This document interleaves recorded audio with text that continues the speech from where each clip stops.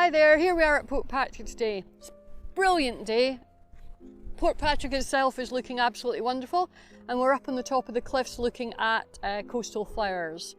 So one of the things to think about when we're looking at that is the fact that the sea's here, and there's a lot of wind coming in off the sea, which sculpts these bushes that are beside me, but also the salt water that's in the sea changes the range of flowers that we have. So we're looking at some of the ones that are salt tolerant, which means that it doesn't matter if they get splashed with salt. And yeah, there's some beautiful flowers here. So I'm looking forward to having a good look at them. This pretty little flower here, this pretty little pink flower, is one that you'll find all over coasts and in any kind of salty areas. It really loves those kinds of places. The leaves look really like pieces of grass, but they grow in kind of tufts. And then the flower itself, you'll see it all through the year really, until this kind of autumn time. And then it will lose the pink flowers and we'll actually see some of the kind of seed heads on it. And thrift, it means saving your money. And the Bank of England actually put this on the really old-fashioned threepenny bits. So they were kind of using a pun on the words, putting it onto the money as well. It's a lovely flower, it's really good for butterflies, so it's really good the flowers attract the butterflies so that they can get the nectar. And yeah, we'll see a lot more of this as we go around the cliff tops. So we looked at the pretty pink plant, and this is actually the same plant, but this is the seed heads of it. So at certain times of year, this is the kind of thing that you'll be looking at and seeing more than the pinks. And in fact, that's another name for them, is pinks. So the seed head looks pretty boring, but it's great because all the seeds come out of that, and of course that produces more thrift. And down at the bottom here, we've got a cushion of all those grass-like leaves. So the next plant that we're looking at is this pretty white one here. So you can see it's kind of got a flat disc of flowers, petals at the front, and a kind of bulbous bit at the back. That's how you tell the sea campion.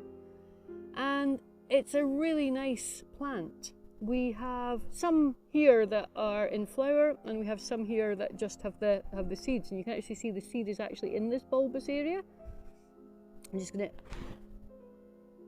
pick this one off, and you can see the kind of black piece there. That's the seed. This one's been chewed by a snail or something so that we can actually look into it. It's a really nice plant of the cliff tops, so again it's salt tolerant, but because it's on the tops of the cliffs, one or two of the names of it are actually about it being a dead man's bell because it looks like a bell, and that it's very bad to actually pick it, and it's something that's tempting death. And that could be mainly because it's right on the top of the cliff tops and you're liable to fall off. Looking out over the cliffs is a really good way to get a sense of scale and to look at the geology of the area. So the cliffs themselves, they have hard rocks and soft rocks. The hard rocks tend to be the ones that we're seeing at the moment, and the soft rocks are the ones that have left us with gullies and crevices. And there's even folds in the rocks where the whole of the rock has been tilted from one side to another.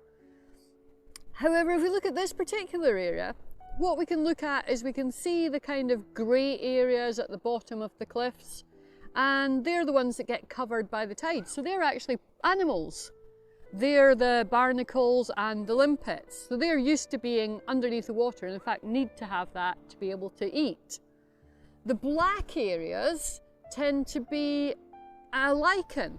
So it's a lichen called tar lichen, and many people think it's actually tar that's been splashed up, but it's not. It's a lichen, it's a plant that's growing there. It doesn't have flowers in the way of the other plants that we've been looking at. And above it, what we can see is we can see the orange lichens as well. So we have two different lichens. We have the tar lichen and the orange lichen, and this is called zonation. At the bottom, we have the barnacles and limpets. Then we have the tar lichens where the waves splash a bit more, and then we have the orange lichens that are salt tolerant as we go a little bit further up again. And of course we have the birds, and they love the kind of platforms and ledges that are formed in cliffs. It gives them good places to sit and good places to nest. So this beautiful orange flower here isn't actually a wildflower. It's one that's come from a garden. It may have been planted here, or it may have been just thrown out amongst some weeds or some cuttings or something like that. But there's lots of it here at Portpatrick. So looking a little bit closer at the Montbretia, it's got kind of trumpet style flowers, and bees and things actually do really like it. But you can see that it's got multiple flowers on one stalk. So it's quite nice. It'll start down here, work its way up, and eventually these will be flowering as well. At this time of year, it seems to be looking beautiful. And although it looks very beautiful, it's not quite what we're looking for a wildflower. So scurvy was a really horrible disease that people used to get because there weren't very many oranges with vitamin C in, and they used to eat this plant instead. And it's called scurvy grass, even though it doesn't really look like a grass. And they used to have the leaves, which are kind of a heart shape. They used to have them in bundles on their ships. Now it's got a lovely white star-shaped flower in the kind of early spring and into the summer. And then it has these seeds later on in the year. So at Portpatrick, apart from the flowers that are on the top of the cliffs, we of course have seaweeds as well. And this particular seaweed is kind of a sheet that's attached to the rock. So it's quite a thin sheet when we fold it all out, and you can almost see through it. You can see your fingers through it. And it's a great one because it's one of the edible ones. In fact, most seaweeds are actually edible. But this is one where they make lava bread out of it down in Wales. And we could eat it if we wanted. It would be lots of kind of nice kind of jelly-like things. And something here is actually grazing on its surface. Can you see the little periwinkle?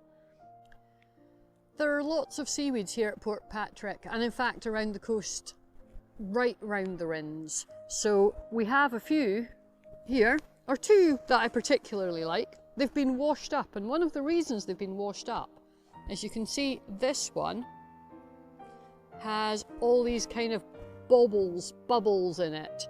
And these are actually full of gas that allows the seaweed to float on the water. And that's one of the reasons that it gets here. We don't see this one so often unless we go down right to the lower shore.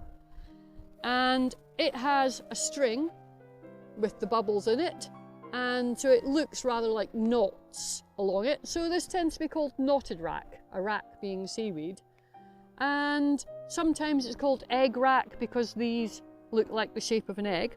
Whereas the other one that I've got here is one that's got kind of double rows of those bubbles.